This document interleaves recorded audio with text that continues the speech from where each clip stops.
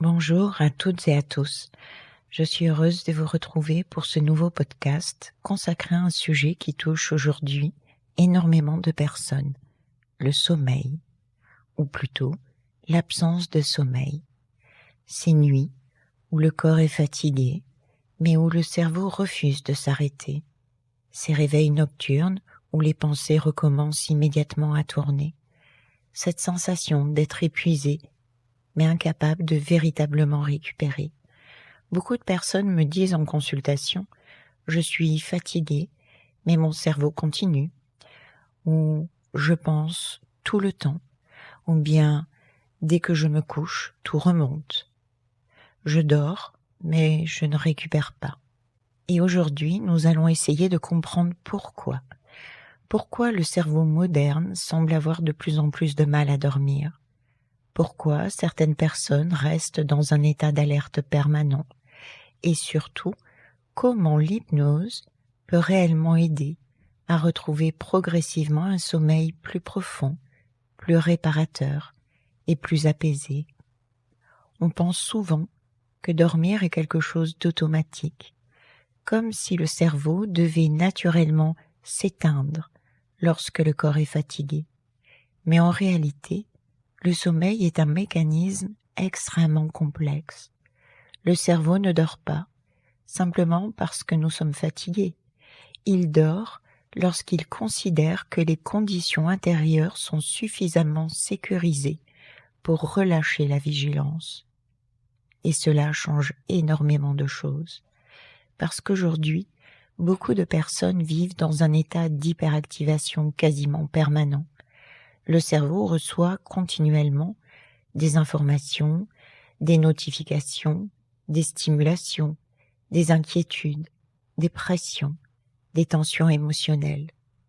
Même lorsque le corps s'arrête, le système nerveux, lui, continue souvent de fonctionner à pleine vitesse. Et c'est là que commencent les difficultés.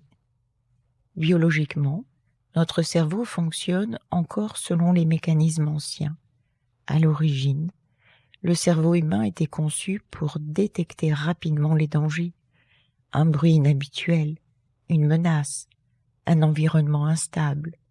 Lorsqu'un danger apparaissait, le cerveau activait immédiatement le système de survie, accélération cardiaque, tension musculaire, augmentation de la vigilance, montée du cortisol, focalisation de l'attention. Le problème, c'est qu'aujourd'hui les menaces ne sont pas forcément physiques. Le cerveau réagit également aux conflits, aux émotions accumulées, à la surcharge mentale, aux responsabilités, aux problèmes financiers, aux peurs, à l'anticipation, aux informations anxiogènes, aux écrans, à la pression sociale, à l'hyperconnexion. Et progressivement, certaines personnes restent dans un état de vigilance chronique. Le corps est fatigué, mais le cerveau continue de surveiller. Beaucoup de personnes remarquent quelque chose de très particulier. Pendant la journée, elles tiennent, elles avancent, elles sont occupées, mais le soir, tout commence. Les pensées arrivent, les inquiétudes remontent, le cerveau analyse, les scénarios se multiplient, et certaines personnes finissent même par appréhender le moment du coucher. Pourquoi ? Parce que dans le silence, le cerveau n'a plus de distraction extérieure. Tout ce qui a été contenu pendant la journée réapparaît. Le coucher devient alors un moment où les émotions remontent, les tensions deviennent visibles, l'anxiété réapparaît, la fatigue émotionnelle se manifeste. Le cerveau ne démarre pas le soir. En réalité, il cesse simplement d'être occupé. L'une des plus grandes difficultés dans les troubles du sommeil, c'est que beaucoup de personnes commencent à vouloir contrôler leur sommeil. Et c'est parfaitement compréhensible. Lorsqu'on accumule les mauvaises nuits, on regarde l'heure, on calcule, on surveille, on anticipe la fatigue du lendemain, on s'inquiète de ne pas dormir. Mais plus le cerveau essaie de contrôler le sommeil, plus il active la vigilance. Or, le sommeil ne fonctionne pas par contrôle. Le sommeil apparaît lorsque le cerveau accepte progressivement de relâcher l'état d'alerte. Et c'est précisément là que l'hypnose devient intéressante.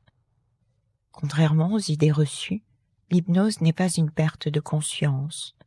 L'hypnose est un état naturel de modification de l'attention, un état dans lequel le mental ralentit, l'attention change, le corps commence à se relâcher, certaines zones du cerveau deviennent moins dominantes, l'imaginaire et les sensations prennent davantage de place et, surtout, le système nerveux commence progressivement à sortir du mode survie.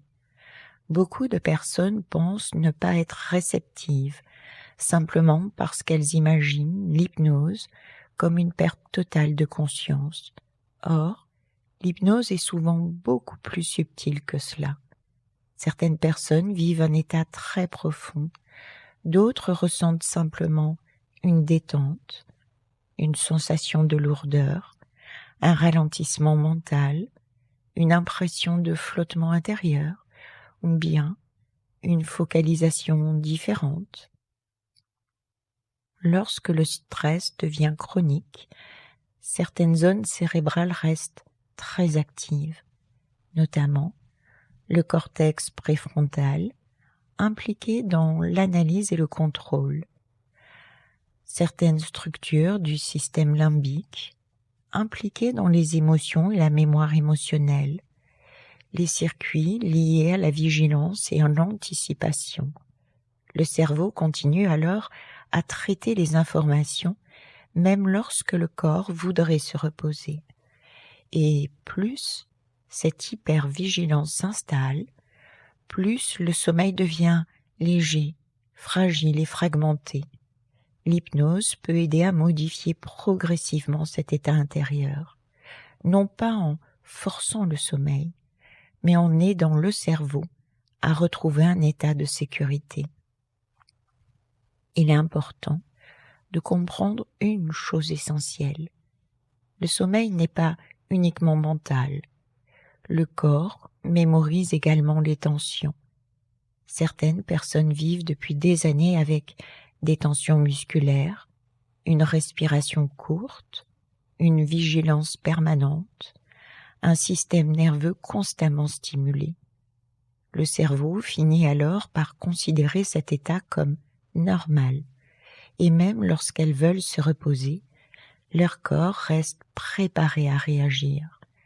Et c'est pour cela que certaines personnes disent « je suis épuisée, mais je n'arrive pas à me détendre ».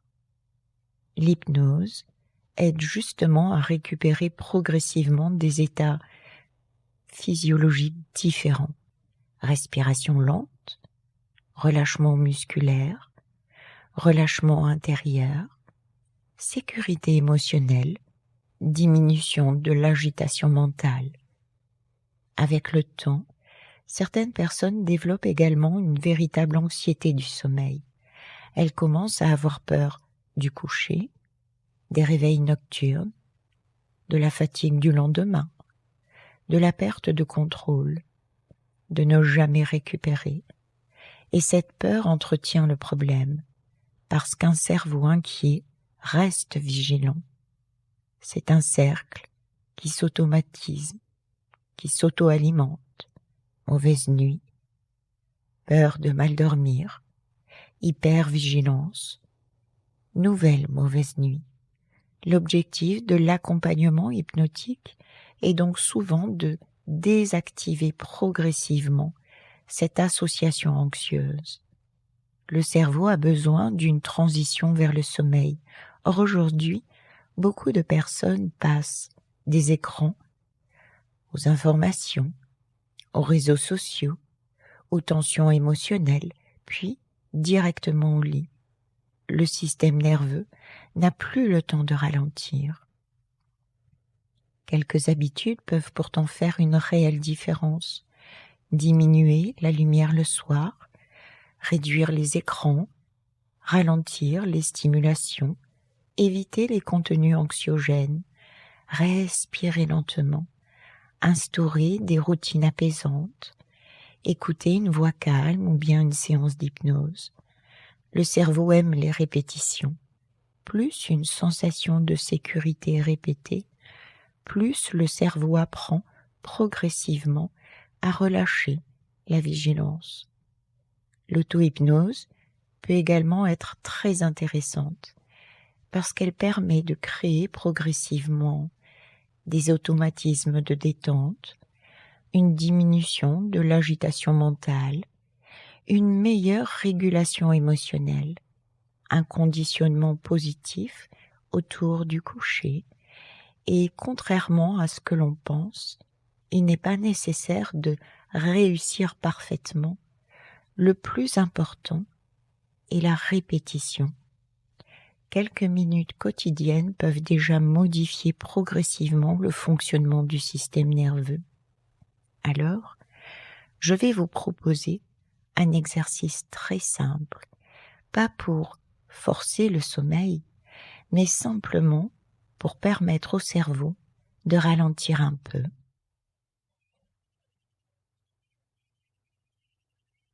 Prenez maintenant une inspiration lente, douce, tranquille, puis expirez lentement, comme si votre corps pouvait commencer progressivement à relâcher ce qu'il n'a plus besoin de porter pour l'instant.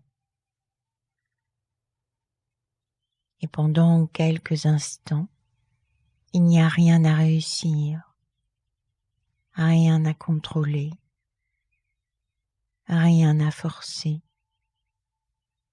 Simplement observez votre respiration comme un mouvement naturel qui va et qui vient. Et peut-être remarquez-vous déjà certains points de contact, le poids du corps, les sensations des épaules, le visage qui commence doucement à se détendre, les muscles autour des yeux qui peuvent relâcher un peu. Et pendant que votre respiration continue tranquillement, imaginez maintenant un lieu dans lequel votre cerveau pourrait se sentir profondément en sécurité. Un lieu calme, un lieu stable, un lieu paisible, peut-être un endroit réel ou simplement un endroit créé par votre imagination. Et ce n'est pas important de le voir parfaitement. Le cerveau fonctionne aussi avec les sensations, les impressions, les ressentis.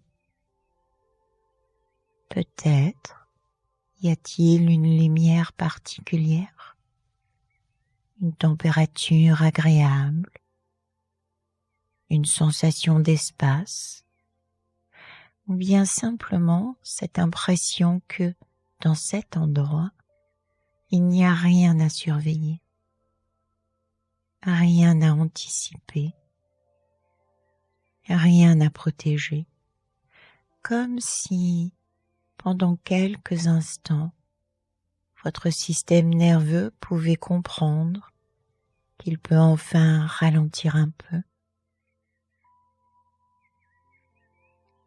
Et plus vous laissez cet endroit exister intérieurement, plus certaines parties du corps peuvent commencer à relâcher naturellement les tensions inutiles, les épaules,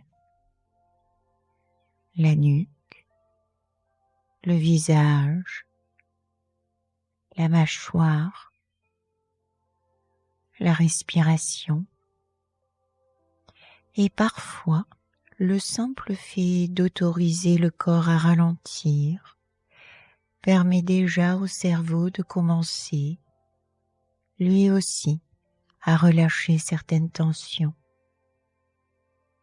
sans obligation, sans performance, sans chercher à dormir immédiatement.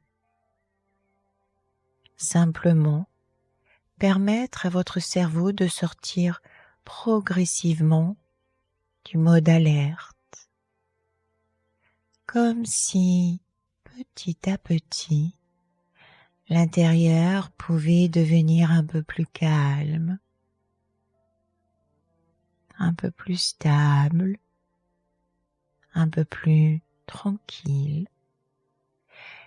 Et pendant quelques instants encore, autorisez simplement cette sensation de ralentir à s'installer à votre rythme.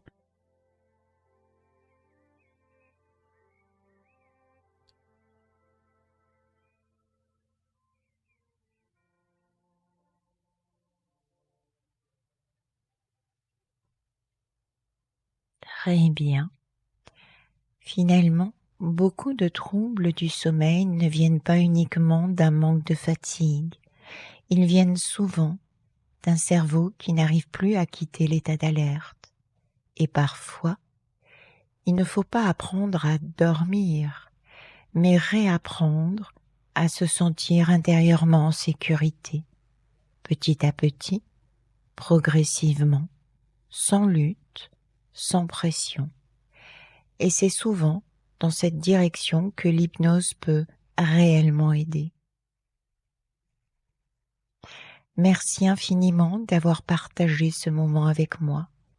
Si ce podcast vous a intéressé, n'hésitez pas à me laisser en commentaire les sujets que vous aimeriez que je développe dans les prochains épisodes, que ce soit autour du sommeil, du stress, de l'anxiété, des émotions, de l'hypnose, du fonctionnement du cerveau ou du bien-être émotionnel. Je serai heureuse de créer de nouveaux contenus pour répondre au plus près de vos questionnements et des thématiques qui vous intéressent réellement. Prenez soin de vous et surtout, accordez à votre cerveau le droit de ralentir.